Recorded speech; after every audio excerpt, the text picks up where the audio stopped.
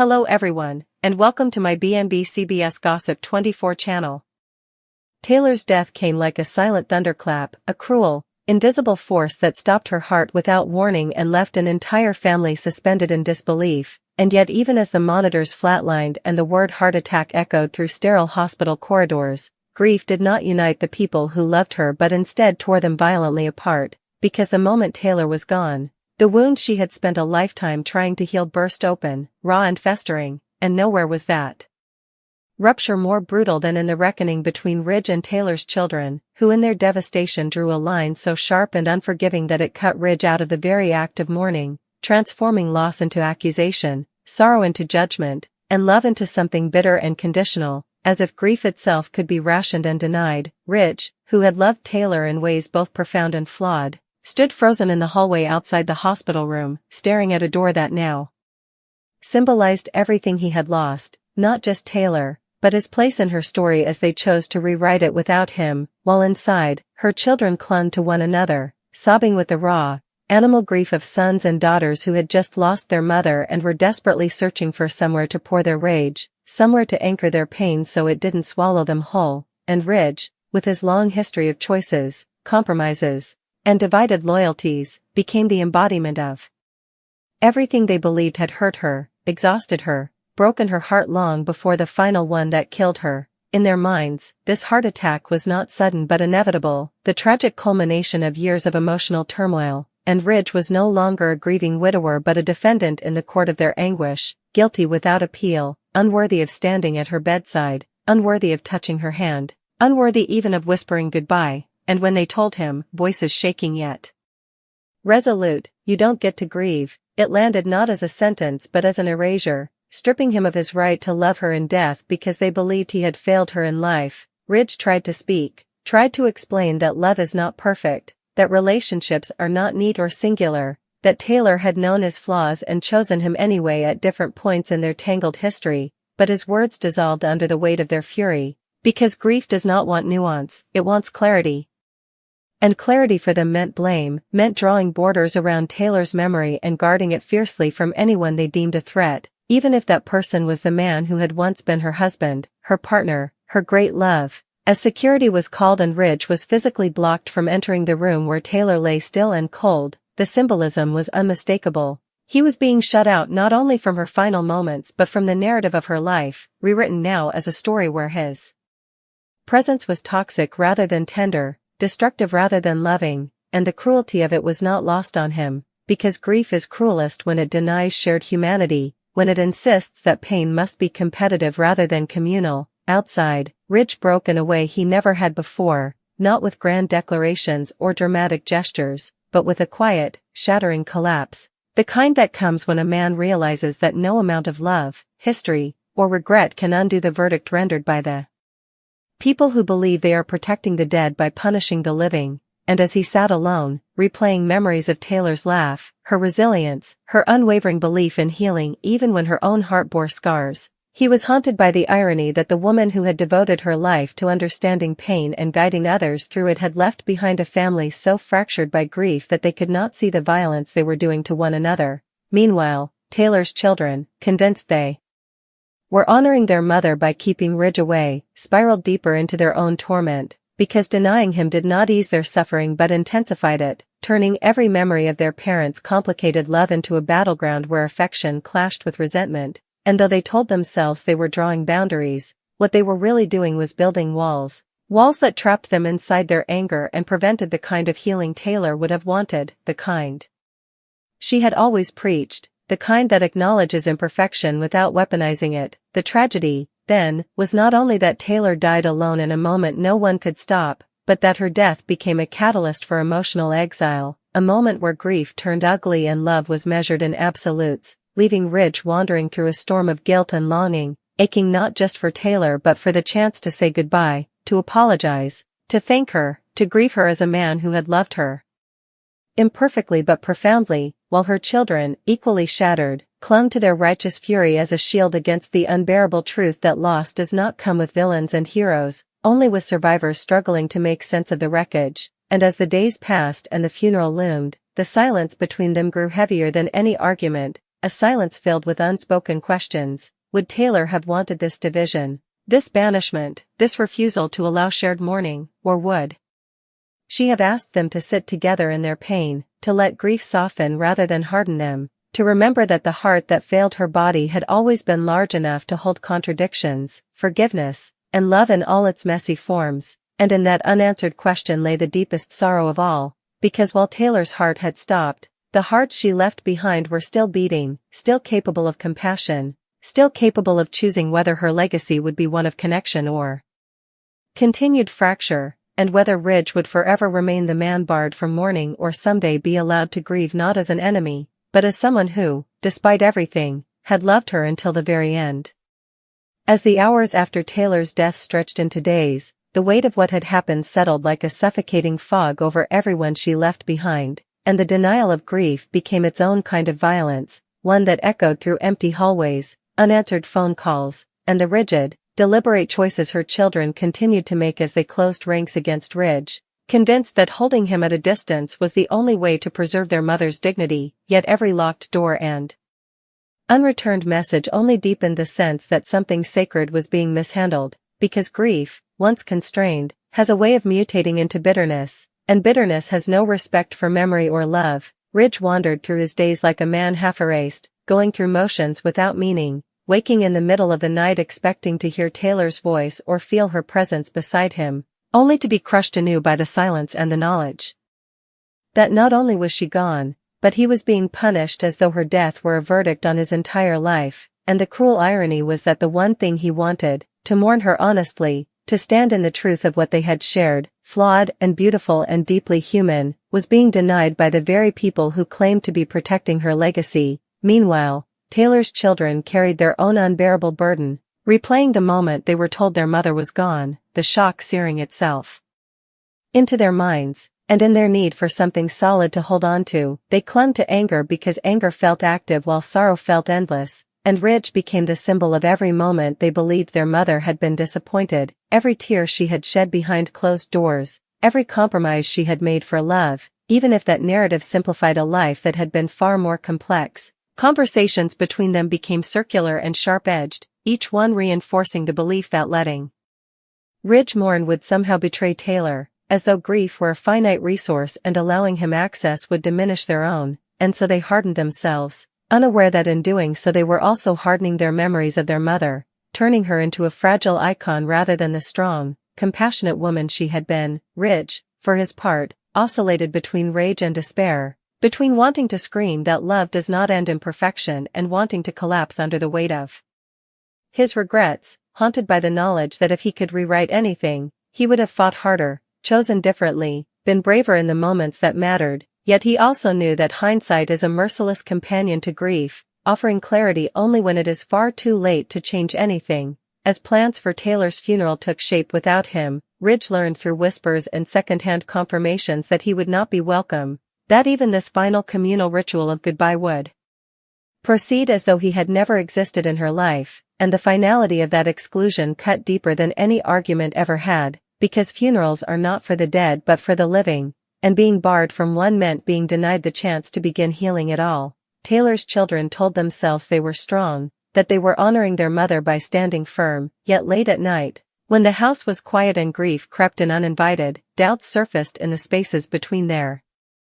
convictions, because no matter how angry they were, they could not erase the image of their mother loving Ridge, choosing him again and again despite everything, believing in the possibility of growth and reconciliation, and that contradiction gnawed at them, challenging the clean lines they had drawn between right and wrong. The day of the funeral arrived heavy with unspoken tension, and as Taylor's children stood together, supported by friends and extended family, there was an absence that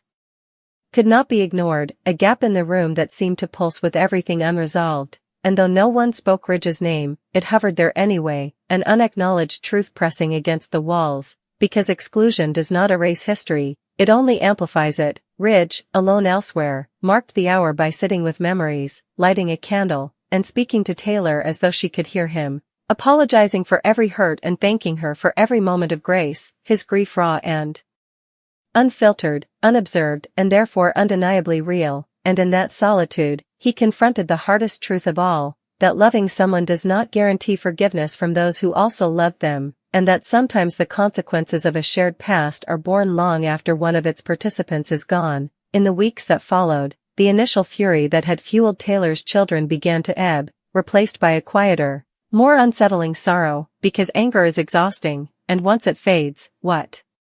remains is the unvarnished pain of loss, and in that pain, questions surfaced that could no longer be ignored. Would their mother have wanted division? Would she have wanted silence? Would she have wanted someone she loved to suffer alone? And those questions did not come with easy answers, only with the creeping realization that grief had driven them to choices that now felt heavy with unintended cruelty. Small moments began to crack the certainty they had clung to, a remembered phrase, a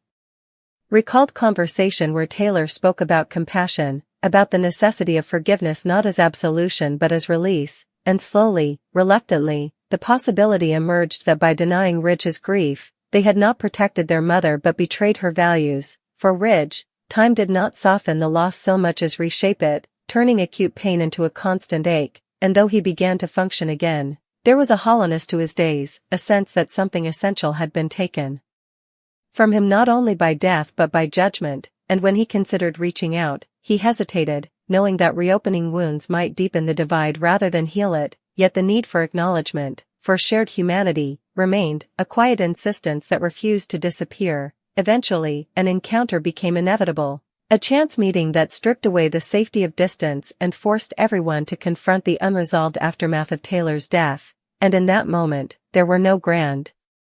speeches or sudden reconciliations, only raw emotion spilling out in fragments, accusations tinged with sorrow, apologies weighted with regret, and beneath it all, a shared love for the same woman, finally recognized as common ground rather than contested territory. The conversation was imperfect, messy, and incomplete, but it cracked open a door that had been sealed by grief-fueled certainty, allowing the possibility that mourning does not have to be uniform to be valid, that love can be shared even when history is complicated, and that Taylor's legacy, if honored at all, must include the empathy she had always extended to others. In the end, the tragedy of Taylor's death could not be undone, nor could the pain inflicted in its wake be erased, but what remained was a choice, whether to continue letting grief divide and define them, or to allow it to become a bridge back to one another, fragile and uncertain though it might be, and in that choice lay the true measure of what they would carry forward from her life, not just the memory of how she died, but the values she lived by, the belief that hearts, even when broken, are capable of learning how to open again. In the months that followed that fragile, imperfect confrontation, the absence of Taylor continued to ripple outward, altering the shape of every relationship she had touched, because grief does not move in straight lines and healing is never a clean arc, and even as the sharpest edges of anger dulled, the deeper questions she left behind refused to settle quietly, forcing Ridge and Taylor's children to confront not only what they had lost, but who they were becoming in the aftermath of that loss. There were days when Ridge felt almost functional, when work distracted him and routine carried him forward, and then there were days when a familiar scent, a remembered phrase, or a place imbued with Taylor's presence brought him to a standstill, grief flooding back with the same intensity as the morning he had been told she was gone. And what haunted him most was not only the absence of her voice but the knowledge that the final chapter of their shared story had been written without him. That the people who loved her most had decided his role was finished before he was ready to let go. Taylor's children, too, struggled with the long shadow of their decision, because grief, once stripped of its righteous fury, left them alone with memories that no longer fit the narrative they had constructed, memories of their mother laughing with Ridge, defending him even when she was hurt, believing in the possibility of love that evolved rather than conformed, and those memories unsettled them, challenging the simplicity of the blame they had relied on to survive the first brutal weeks, and slowly, almost unwillingly, they began to acknowledge that love does not exist in isolation, that their mother had not been defined solely by her pain or her sacrifices, but also by her choices they had tried to protect by erasing the man who had shared them with her. Conversations among the siblings shifted, becoming less about condemnation and more about confusion, about whether they had acted out of love or fear, about whether denying Ridge had truly honored Taylor or merely postponed their own reckoning with the complexity of her life, and those conversations were uncomfortable, punctuated by silence and tears, because admitting uncertainty felt like betraying the certainty that had once held them together. Ridge, sensing the subtle shift, wrestled with whether to reach out again, torn between the desire to be acknowledged and the fear of reopening wounds that might never heal, and in that tension he began to understand that grief does not grant closure, it demands patience, humility, and the willingness to live with unanswered questions, and so he waited, carrying his love for Taylor quietly, no longer fighting to be seen as deserving of grief but simply allowing himself to feel it, to sit with the ache without turning it into accusation or self-punishment. Time, relentless and indifferent, continued to move forward, marking birthdays Taylor would never celebrate, anniversaries that now felt like ghosts of another life, and with each passing milestone, the reality of her absence became less shocking and more enduring, a constant presence rather than a sudden wound, and it was in that endurance that something began to shift, because grief that lasts long enough eventually demands integration, a way of being folded into daily life rather than dominating it entirely. Taylor's children began to notice how often her words surfaced in their own decisions, how her compassion shaped their responses to others, how her belief in emotional honesty challenged them to confront their own motivations, and in those moments, the rigidity of their earlier stance softened, replaced by a growing awareness that honoring their mother meant embodying her values rather than guarding her memory like a fragile relic. For Ridge, honoring Taylor became an act of quiet continuity, of living in a way that acknowledged her influence without clinging to the past, and though he still longed for some form of reconciliation with her children, he no longer defined his healing by their acceptance, recognizing that grief is deeply personal and that his relationship with Taylor, though unfinished, remained valid regardless of how others chose to interpret it. Eventually, circumstances forced them into closer proximity again, shared events and overlapping circles making avoidance impossible, and while these encounters were initially tense, marked by polite distance and carefully chosen words, they also carried a subtle undercurrent of mutual recognition, an unspoken acknowledgement that despite everything, they were connected by love for the same woman and by the same irrevocable loss. One such moment, unexpectedly quiet and devoid of drama, became a turning point, when a shared memory surfaced not as an accusation but as a reflection, prompting laughter tinged with sadness, and in that brief exchange, the rigid roles they had assigned each other, villain, gatekeeper, outsider, fell away, replaced by something more human and less defined, a recognition that grief does not belong to anyone exclusively and that love, once shared, leaves traces that cannot be erased by conflict or judgment. This did not mean forgiveness arrived fully formed or that wounds closed neatly, because grief resists tidy resolutions, but it did allow space for empathy to re-enter the conversation, for the understanding that pain can coexist without competition, and that denying someone else's sorrow does not lessen one's own, a truth that Taylor herself had spent a lifetime trying to teach. As the seasons changed, the family dynamic continued to evolve, shaped less by the intensity of early loss and more by the quiet persistence of memory, and while Taylor's absence remained a defining fact, it no longer dictated every interaction, allowing room for growth that felt both tentative and necessary. Ridge found himself reflecting often on what he would have said to Taylor if he had been allowed that final goodbye, and though those words remained unspoken, he began to realize that their essence could still be lived, expressed through kindness, through accountability, through the willingness to face emotional truth without retreating into defensiveness, and in doing so, he felt closer to her than he had in the immediate aftermath of her death, as though her influence persisted not in moments of grand mourning but in the daily choices he made to be better. Taylor's children, grappling with their own evolving understanding, came to see that their mother's strength had never been rooted in control or exclusion, but in resilience and openness, and acknowledging that did not negate their pain or their anger, but contextualized it, allowing them to hold their grief without letting it define their actions indefinitely. When conversations eventually turned toward Ridge more directly, they were careful, measured, and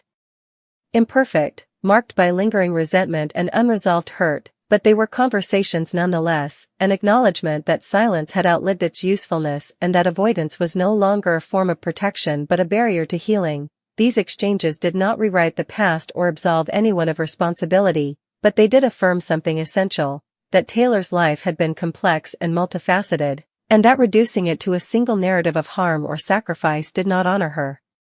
truth. As the anniversary of her death approached, the family faced it differently than they had faced the first, less consumed by shock and more aware of the depth of their shared loss, and though they did not gather together in a single, unified act of remembrance, there was a sense that the boundaries between them were more permeable, that grief had shifted from a weapon to a common language, one spoken fluently by all of them even when the dialects differed. Ridge marked the day quietly, reflecting not only on what he had lost but on what Taylor had given him, lessons in vulnerability, in perseverance, in the courage to love without guarantees, and while the pain of her absence remained, it was tempered by gratitude, a recognition that loving her, even imperfectly, had been one of the most meaningful experiences of his life. For Taylor's children, the day was equally reflective, prompting them to consider how their understanding of grief had changed, how their initial certainty had given way to nuance, and how their mother's influence continued to shape their values even in her absence. And though the memory of excluding Ridge still carried discomfort, it also served as a reminder of how grief can distort judgment, a lesson they carried forward with humility rather than shame. In the end, Taylor's death did not resolve the conflicts she left behind, but it did force those who loved her to confront the ways in which grief can either fracture or connect, and while the